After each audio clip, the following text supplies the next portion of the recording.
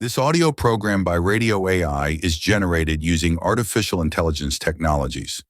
The voices you hear in this program are synthetic, and the thoughts they express are shaped through artificial intelligence-driven reasoning and iterative refinement.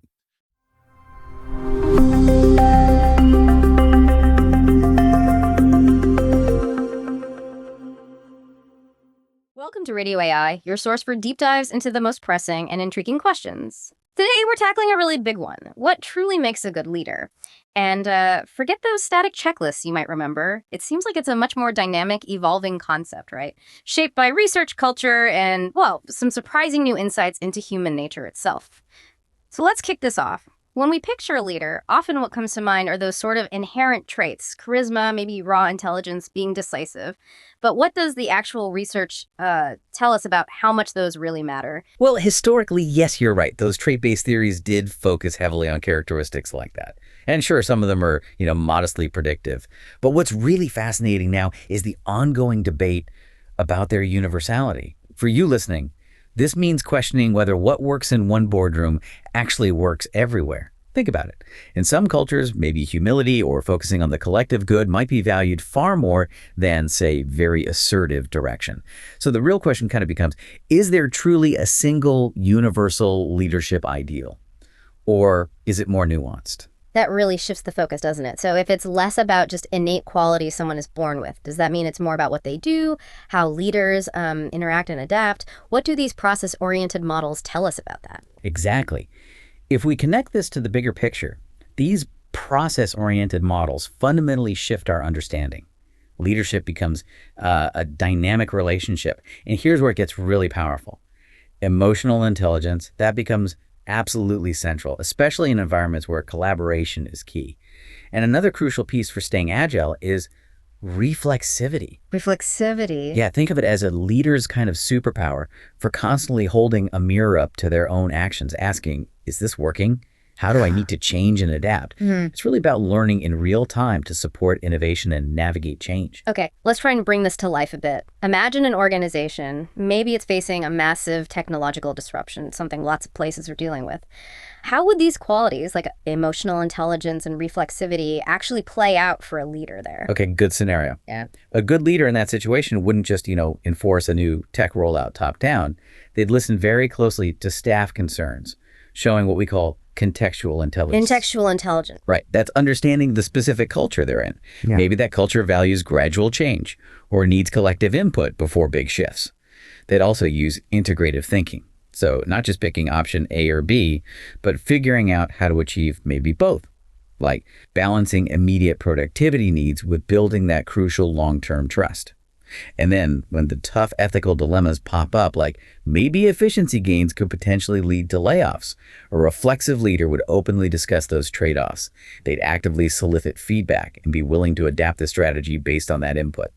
It's important to remember, though, these ethical approaches don't always give you, instant performance boosts, but they can build incredibly strong long-term trust and resilience. That's a really powerful framework for formal organizations. But leadership isn't just in companies, is it? What happens when there's no formal boss, say in a community crisis, or maybe across radically different cultures? Does the definition of a good leader shift entirely then? Precisely. That's a critical point. In informal settings, like a community facing a crisis without a designated leader, leadership might emerge in a much more distributed form. In those cases, qualities like humility, facilitation skills, and fostering collective sense-making become paramount. Leadership might feel more fluid, maybe even episodic. And absolutely, cultural context profoundly shapes what's considered good. Non-Western traditions, thinking about some from East Asia or various indigenous frameworks, often prioritize harmony, maybe deference to elders or communal loyalty over that kind of assertive, individual direction we sometimes assume is standard. And this isn't just a slight modification. It often reflects fundamentally different understandings of authority itself. It really shows leadership is in the eye of the beholder, or maybe the culture. So it sounds like we're moving well beyond just purely rational skills or intellect here. What other dimensions are emerging in how we understand leadership? Is it getting even more complex? It is, and this is fascinating territory. Contemporary research is increasingly exploring embodied leadership. Embodied, meaning? Yeah, meaning a leader's actual physical presence, their nonverbal cues, how they carry themselves, can profoundly impact group dynamics. It's not just what they say, but how they are. And then there's affective neuroscience. This highlights how a leader's own emotional states can unconsciously influence the team's morale and trust. Your mood, quite literally, can shape the room. And intuition. Once dismissed as just gut feeling, it's now being recognized more as deep expertise, like lightning-fast pattern recognition. It's especially valuable when a crisis hits and you just don't have time for that detailed pro-con list.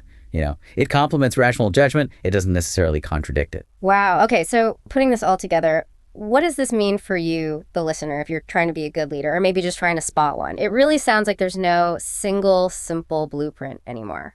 That's the key takeaway, really. What becomes clear is that the search for that one universal answer kind of gives way to a much richer appreciation of plurality and context.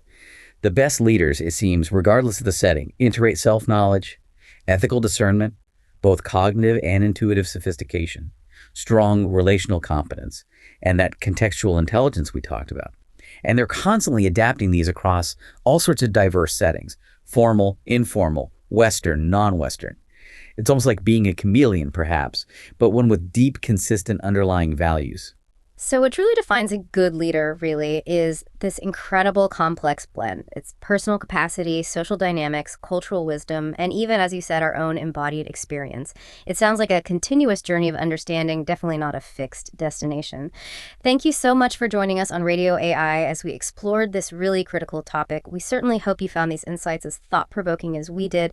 We would genuinely love to hear your thoughts and reflections in the comments below. Hope to have you with us again on Radio AI. Until next time.